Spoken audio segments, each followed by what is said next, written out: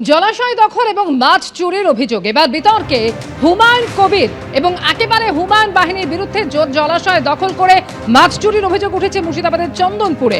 মাছ ধরার সময় হুমায়ুন বাহিনীকে আটকালো পুলিশ এবং কেন্দ্রীয় বাহিনী।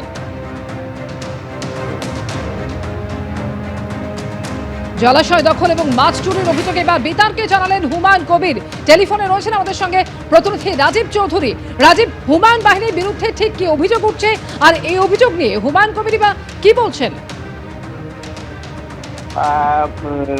হুমায়ুন কবির 240 বিঘা 80 বিঘা চন্দন বিল, যেটা শক্তিপুরের অবস্থিত, এটা দীর্ঘদিন ধরে এটি খৈতান কোম্পানির পক্ষ থেকে লিজ নিয়ে এখানে মাছ চাষ করেন বলে হুমায়ুন কবির দাবি করেছেন।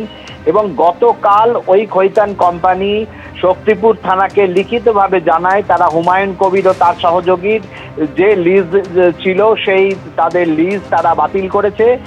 এবং এই মর্মে জানানোর পরে আজ সকাল থেকে কিন্তু পুলিশ সক্রিয় হয়ে ওঠে। আজ সকালবেলায় হুমায়ুন কবিরের লোকজন যখন মাছ ধরেন এবং তারপরে সেখানে যে অবৈধ একটা নির্মাণ চলছিল সবটা নিয়ে কিন্তু পুলিশ তদন্ত শুরু করে। হুমায়ুন কবিরের অভিযোগ, তিনি যখন তার লোকজন মাছ ধরার পর যখন তারা বিক্রি করতে যাচ্ছিলেন তখন পুলিশ সেই বিক্রিতে বাধা দেয় এবং সেই মাছ কেড়ে নেয় বলে অভিযোগ।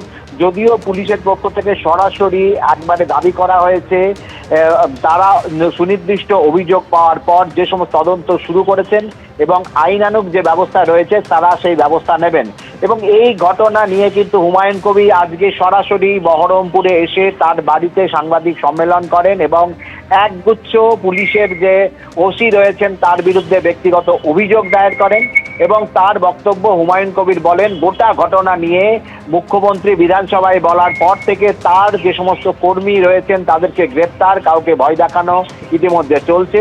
এবং আগামীকাল তার যে হাজিরা দেওয়ার কথা, তিনি শক্তিপুর থানায় হাজিরা দেবেন না এবং 4 তারিখে তিনি রেজিনগর থানায় হাজিরা দেবেন এবং 7 তারিখে তিনি গোটা পুলিশি এই ধরনের কাণ্ড কারখানা নিয়ে তিনি সরাসরি হাইকোর্টে যাবেন, দিয়ে তিনি হাইকোর্টে তিনি অভিযোগ দায়ের করবেন এবং সুবিচারের জন্য। এবং তিনি আশঙ্কা প্রকাশ করেন এর মাঝে যদি তাকে কোনোভাবে গ্রেপ্তার করা হয় তার আইনজীবীরা হয়ে আদালতে যাবেন। এবং গোটা ঘটনা নিয়ে কিন্তু হুমায়ুন কবির কার্যত কিছুটা চাপে পড়েছেন। এবং এই যে 280 বিঘা জলাশয় দীর্ঘদিন ধরে যেখানে হুমায়ুন কবির মাছ চাষ করছিলেন সেই জলাশয়ের যে লিজ সেটা নিয়েও কিন্তু পুলিশের সন্দেহ দেখা দিয়েছে এবং গোটা বিষয় নিয়ে তদন্ত শুরু হয়েছে।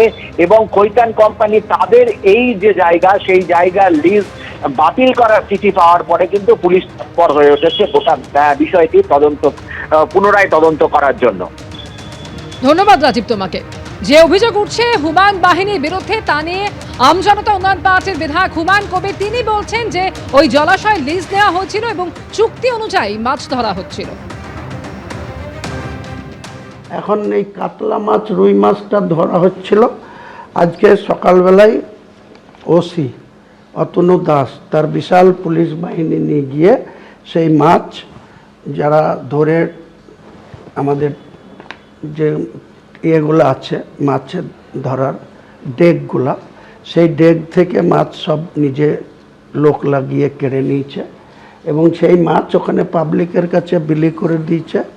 এবং আমাদের যারা লোকজন ছিল আগলদার এবং আমার ভাইপো রাজা যে মাছের এই ধরার দায়িত্বে আছে, আমার তো সময় নেই, আমার নামে লিজ থাকলেও আমি আমার ভাইপো রাজা শেখকে দিয়ে করাই, তাকে সেখান থেকে উচ্ছেদ করে দিয়ে। তাই এটা আপনাদের মাধ্যমে রাজ্যের মানুষকে আমি জানাতে চাইছি যেটা কোন ধরনের প্রশাসন, এটা কি ধরনের ওসির আচরণ।